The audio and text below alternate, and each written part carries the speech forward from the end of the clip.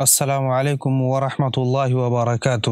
احباب، اس ویڈیو کے اندر میں ایک مسجد کے مؤذن اور ایک عیسائی لڑکی کا واقعہ پیش کرنے جا رہا ہوں جو کہ نہایت ہی دلچسپ ہے۔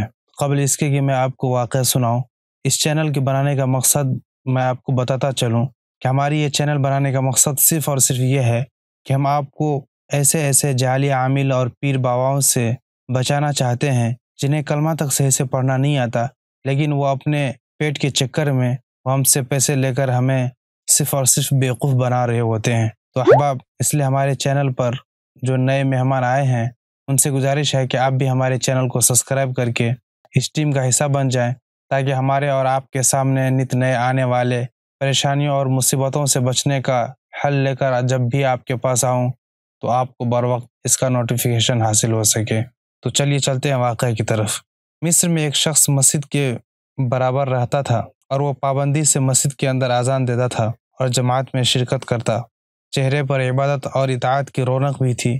اتفاق سے جب ایک دن اذان دینے کے لیے مسجد کے مینار پر چڑھا، قریب میں ایک عیسائی شخص کی خوبصورت لڑکی پر نظر پڑی، جسے دیکھ کر وہ اس پر دل و جان سے فدا ہو گیا اور اذان چھوڑ کر وہیں سے سیدھا اس مکان میں پہنچا۔ لڑکی نے اسے دیکھ کر پوچھا، کیا بات ہے، میرے گھر میں کیوں آیا؟ اس نے جواب دیا کہ میں تجھے اپنا بنانے آیا ہوں، اس لیے تیرے حسن و جمال نے میرے عقل کو معاف کر دیا ہے۔ لڑکی نے جواب دیا، میں کوئی تہمت والا کام نہیں کرنا چاہتی ہوں۔ تو اس نے پیشکش کی کہ میں تجھ سے نکاح کروں گا۔ لڑکی نے کہا، تو مسلمان اور میں عیسائی، یہ کیسے ہو سکتا ہے؟ میرا باپ اس رشتے پر تیار نہیں ہوگا۔ اس شخص نے کہا، میں خود ہی عیسائی بن جاتا ہوں۔ چنانچہ اس نے محض اس لڑکی سے نکاح کی خاطر عیسائی مذہب قبول کر لیا، نعوذ باللہ من ذالک۔ لیکن ابھی وہ دن بھی پورا نہیں ہوا تھا کہ یہ شخص اس گھر میں رہتے ہوئے کسی کام کے لیے چھت پر چڑھا اور کسی طرح سے وہاں سے نیچے گر گیا، جس سے اس کی موت واقع ہو گئی۔ افسوس صد افسوس، دین بھی گیا اور لڑکی بھی ہاتھ نہ آئی۔